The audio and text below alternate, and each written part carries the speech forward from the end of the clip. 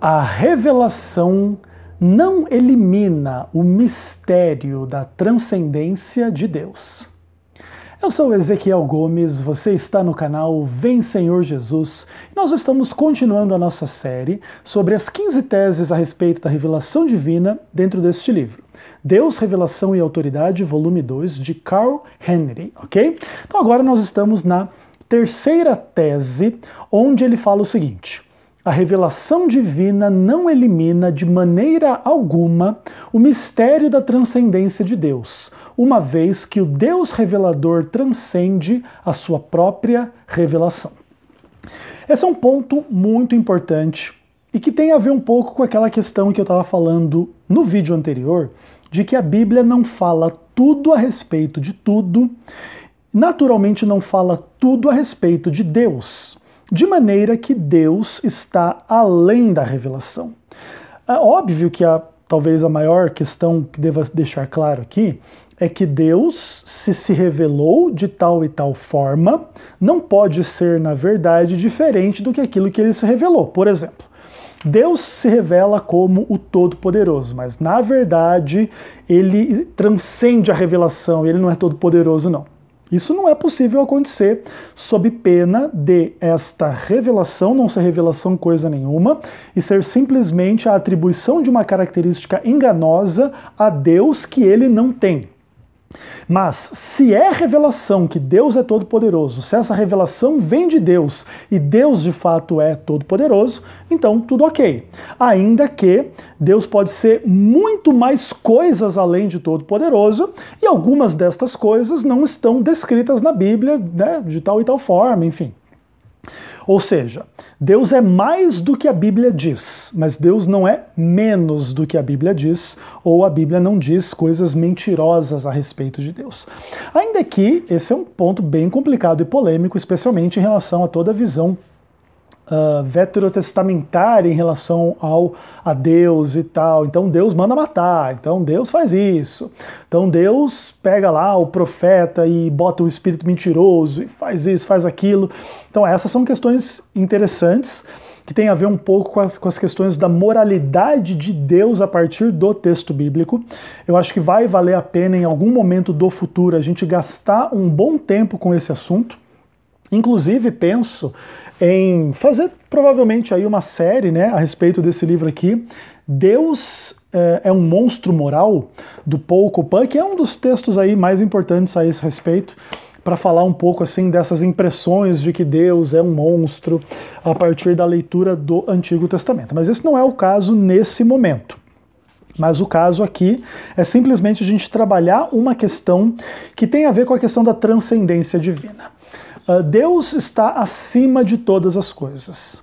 Não existe sequer linguagem humana que nos capacite a entender Deus plenamente. Então qualquer revelação vai ser parcial, vai ser imperfeita. Não vai corresponder ao absoluto de Deus, certo? Só Deus conhece o absoluto de Deus. Só Deus conhece a revelação no absoluto, e é por isso que ele pode revelar aquilo que é possível revelar ou aquilo que ele quer revelar, né? Aí tem isso, Deus pode fazer o que Deus quer fazer, será que tem alguma contradição entre uma coisa e outra? Será que tem coisas que Deus poderia nos dizer que ele não quer nos dizer? Ou será que tem coisas que Deus gostaria de nos dizer, mas não consegue nos dizer porque a gente não consegue entender? E aí são dilemas lógicos interessantes que representam muito mais limites humanos do que limites divinos, né? Porque Deus conhece tudo que ele conhece. Então, se tem alguma coisa que ele conhece que a gente não pode ou não consegue conhecer, aí o limite está conosco e não com ele, tá? Mas é importante a gente dizer que quando a gente pretende ter a revelação divina, nós não estamos pretendendo conhecer tudo a respeito de Deus, mas conhecer coisas confiáveis a respeito de Deus, porque foi ele mesmo que revelou, tá? Pelo menos esse é o pressuposto judaico-cristão ao qual eu subscrevo, beleza? Então vamos lá ver o que o Carl Henry tem a nos dizer. Ele diz assim: a revelação de Deus dada ao homem não é exaustiva. O Deus da revelação transcende sua criação, transcende sua atividade, transcende sua própria manifestação. Não vemos tudo na perspectiva de Deus. Até mesmo os apóstolos escolhidos admitem que o conhecimento deles, baseado na revelação divina, não passa de um conhecimento em parte, e ainda não face a face. 1 Coríntios 13, verso 12. Nem mesmo os profetas bíblicos e os apóstolos incorporaram na sua própria pessoa a revelação como um elemento inerente e imanente a si próprios. O cristianismo não deixa nenhum espaço para as noções panteístas de que a razão humana é uma extensão da mente divina e que o ser humano e o mundo representam o ser e a atividade de Deus na íntegra. Em contraste notável à noção grega de profecia, a Bíblia rejeita qualquer ideia de uma centelha divina dentro do homem, qualquer potencialidade no interior do homem que o leve à divinização, que o qualifique permanentemente como um meio de revelação divina. Isso aqui é tudo que ele tem a nos dizer a respeito desse tópico, e eu acho que vale a pena a gente refletir com seriedade em algumas dessas coisas aqui. Então a revelação de Deus dada ao homem não é exaustiva. Eu creio que não há nenhuma polêmica a esse respeito. Eu creio que seria muito irresponsável alguém dizer que a Bíblia é uma revelação exaustiva. Isso não só em relação a Deus, mas em relação às próprias situações humanas. Na verdade, a Bíblia é um livro extremamente feito e escrito em forma de síntese. O que se sabe sobre Abraão? Zero. Não é zero em absoluto, mas é 0,0001 do que ele falou e fez e viveu. Até porque não é possível a gente escrever a vida de uma pessoa por completo.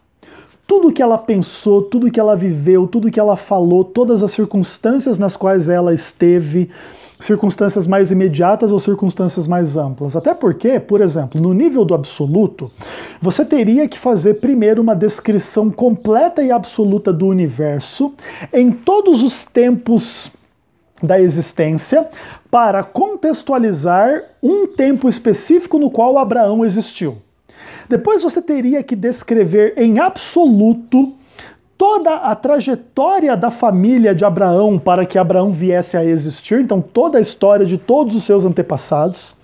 Depois você teria que descrever as características genéticas e etc. de Abraão por completo. E depois você teria que descrever todas as suas atividades mentais, todo o seu desenvolvimento, tudo que pensou, tudo que falou, tudo que fez, tudo que viveu. E também fazer o mesmo em relação a todas as pessoas ao seu redor na história, para você saber quem é Ló, quem é a Sara, quem é o Ismael, quem é o Isaac, quem é o servo dele lá, o Damasceno, não sei o que, Eliezer, não sei o que, não sei o que, não sei o que. E inclusive descrever toda a fauna e a flora e a comida, isso e aquilo. Ponto, já entendeu, né? O que nós temos de Abraão na Bíblia é 0,0 nada do que ele viveu. Ainda que entendemos que aquilo que ali está escrito é verdade, revelação divina, as pessoas existiram, etc. Também são teses polêmicas, é natural que muitos ateus ou pessoas agnósticas e críticas digam que tudo isso é história mentira, tipo o Abraão é o Saci Pererê, aí o Ló é a mula sem cabeça e coisas desse tipo, né? E etc. Mas entendemos que a revelação divina na Bíblia corresponde à realidade e à verdade, ainda que existam polêmicas sobre o exato sentido e a exata interpretação de certas frases em certos contextos e etc. Mas a gente já, só por esse exemplo aqui em relação a Abraão, e poderíamos citar esse tipo de exemplo em relação a tudo e todos, mesmo em relação a Jesus, a revelação a respeito de Jesus é bem maior do que em relação a Abraão, mas ainda é pequena em relação a toda a vida do que ele viveu. A revelação não é exaustiva, nem em relação às pessoas, muito menos em relação a Deus, que é muito maior do que as pessoas. Então o que acontece? A implicação disso é que Deus é transcendente em relação a tudo, é maior do que tudo. E a gente não consegue ver as coisas da perspectiva de Deus, porque a gente não tem a onisciência, a gente não tem as características incomunicáveis de Deus. Então, mesmo, por exemplo, quem recebeu revelação e foi inspirado, teve sonho, profecia, e Deus falou com ele, não sei o quê, não quer dizer que a pessoa se tornou Deus e começou a entender tudo como Deus entendia. Então, quando, por exemplo, Moisés escreveu eu sou o que eu sou. Ok, ele escreveu aquilo que ele ouviu Deus dizer para ele. Eu sou o que eu sou. Mas a perspectiva do que o homem, Moisés, tem ao escrever, ou ao eu e você lermos eu sou o que eu sou tem, é totalmente diferente do que Deus dizer eu sou o que eu sou. Então, homem e Deus não são confundidos, e Deus está sempre acima. E o nosso conhecimento é absolutamente limitado. Não é um conhecimento face a face, completo, absoluto, exaustivo.